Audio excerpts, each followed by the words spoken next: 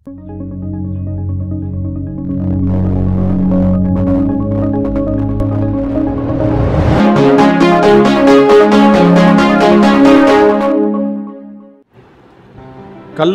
மாவட்டத்தில் சூர்யா ரசிகர் மன்றம் சார்பில் கள்ளக்குறிச்சி பேருந்து நிலையம், காந்தி சாலை, கச்சேரி சாலை, சேலம் மெயின் ரோடு போன்ற பல்வேறு இடங்களில் சூர்யா ரசிகர்கள் போஸ்டர் ஒட்டியுள்ளனர்.